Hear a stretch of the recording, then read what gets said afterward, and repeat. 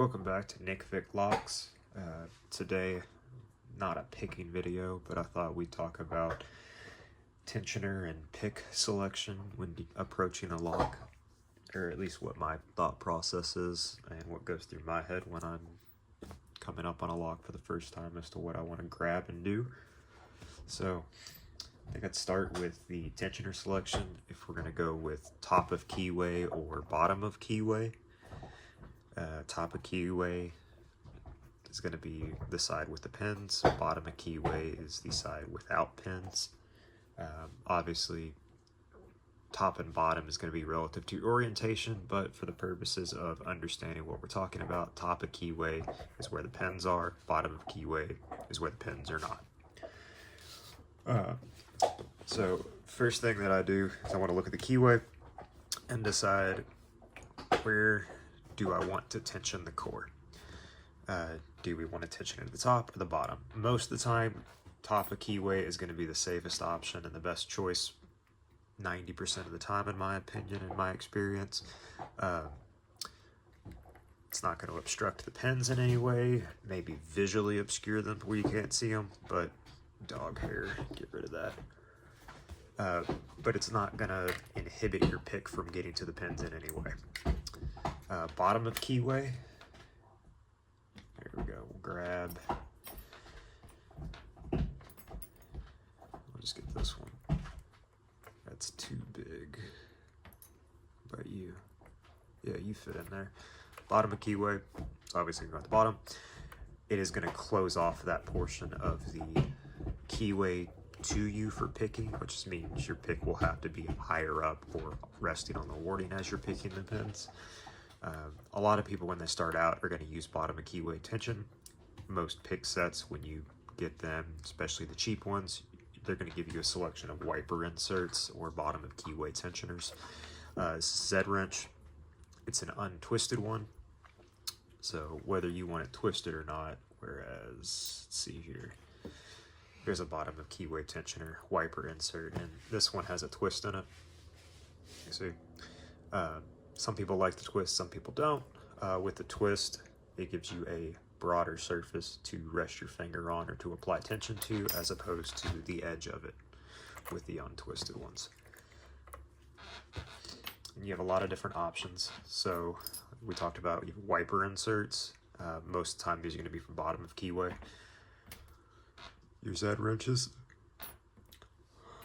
You have these Z-wrenches, which are just a little bit different. They're round in the body of it.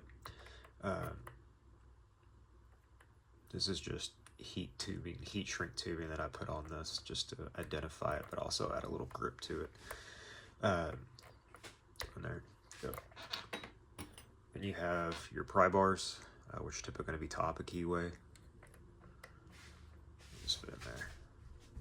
So you have your straight pry bars, and you have your bent ones. This is the ergo turner from Law Lock Tools, or I guess what it's called on their site. Let's use the larger side. A lot of times these pry bar top of keyway tensioners will have a long side and a short side if they're double-sided, for in case the lock is recessed like this one. Get in there. Now, I prefer these bent ones for when I'm picking in hand. It just feels a little more comfortable than having a straight pry bar. When I'm picking in the vise, I do like the straight pry bar. One, because my hand's not resting on it. On the lock itself, I'm just kind of applying it with my finger. Doesn't feel too bad, but also two, I can keep that hand out of the way and you can see the core and picking a little bit better, especially in the vise when I'm recording it. Excuse me. Now, there are other types that are basically just the same as those. This is the Longhorn set from Southern Specialties. The short ends here are for top of keyway, long ones are for bottom. They come in 30, 40, and 50 thou. You can get your turners from a lot of places and pretty much white. White's the 40. You see that just fits right up in there. Touch in there. Put that in there. You can go this way. And your bottom of keyway. Now for this particular lock, this is a Master Lock 410 auto lock. I said you can go bottom or top a keyway with it either way. Let me zoom in, you can see this a little bit better. There we go. That being said though, you're not really going to be picking off the bottom here. You've got that warding right there. That's going to inhibit your pick unless you want to turn it. But then you're going to bend your pick. It's going to get awkward, rub against the warding, everything else. So what you're probably going to do, or what I would recommend, is picking off of the warding here. So your pick's just going to slide in right there. Yep. And you're just going to grab those pins like that. So because of that, you don't care about the bottom of this keyway at all anyway. So using a bottom of keyway tensioner might be a preferred option for you. Like I said, because you're not using it, it's just wasted space in this lock for how you're probably going to attack the pins. So, and what that's going to do too is, if you can see it, this is flat, but as you push the pins, your pick may want to slide, and having that bottom of keyway tensioner there is going to prevent your pick from sliding. You're basically closing off the entire bottom of this keyway, giving you a flat surface to pick off of.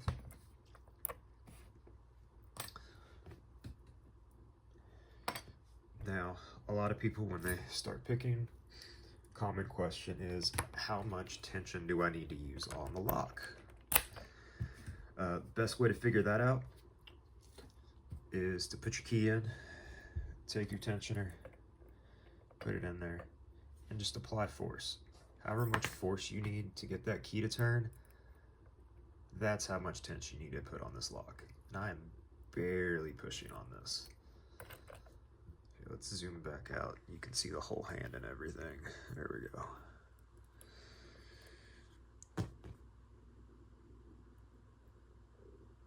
I'm barely pushing on that. So in this particular lock, you don't need a whole lot of tension. Now you may have other locks where you're going to need a ton of tension.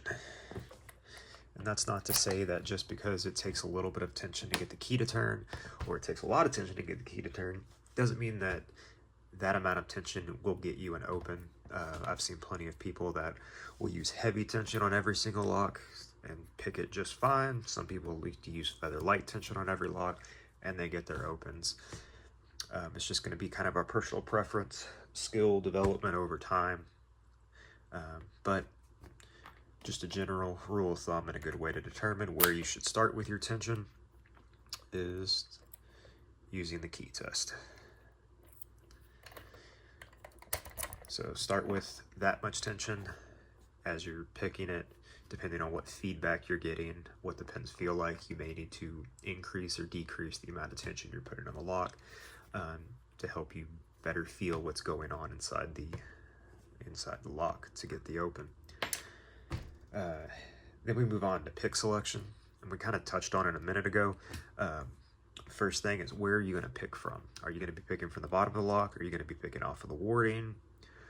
For this lock, I think we've determined we're going to be using bottom of keyway tension. So we're going to be picking off of the warding or higher up. So that is then going to determine what kind of pick profile are we looking at. Because we're closer to the pins, I'm going to start with a short hook.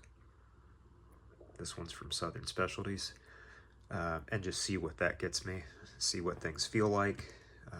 If I feel like I'm starting to bump other pins, or I don't know, if there's a high lift and a low lift next to each other and I feel like I'm going to overset the low lift while trying to get the high pin, I may switch to a deeper or steeper hook just to try to avoid that, and I may adjust my pick angle slightly instead of going straight under them. And then for thickness, you always want to typically go with the largest pick that you can fit into the lock comfortably and reach the pins. The thinner the pick, the more likely you are to bend it or damage it, especially when you're starting out as a new picker. Let's find one here. Let's go with this one. This is an SS Dev from Sparrows in 15 thou. And you can see that, zoom out a little bit, how much flex is in this. And as you're pushing on the pins, you're pushing on it, you're going to want to bend the handle some as you're gripping it. But then this is going to want to deflex and deform as you're trying to maneuver it and get in there. Whereas 25 thousandth, it's stiffer. It ain't really moving that much. So depending on how restrictive of a keyway you have, will determine what size pick you're going to go with. And 25 thousandth is a fairly open keyway here. Let's get that turned more. There you go. That's going to fit in here just fine. So I'd probably start with a 25 thousandths on that. And like I said, I'd start with the short hook, and then from there I would go up in steepness,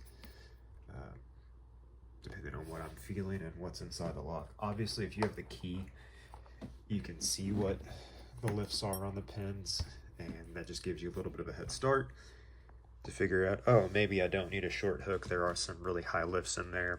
I'm going to go ahead and start with a steeper hook. Here's the key for this lock. Yep. So as you can see, pins 3 and 5 are very, very high lifts. So a steeper hook might be a better option for going after this lock. But I hope this was helpful in some way to somebody. I don't know. It's at least what goes through my head when I'm looking at a lock and figuring out what I'm going to grab and what I'm going to use to open it. If it was helpful, I guess leave a like or subscribe. If you're not, that's cool. Like to grow the channel, but not necessarily doing this to get subscribers or views. This is more helping me put my thoughts out instead of writing them down, so that, I don't know, I can better understand what I'm doing when I'm messing around with the lock, and then also a place where I can post my videos for the belts as I earn them. But anyway, thanks for watching, and I'll see you all next time.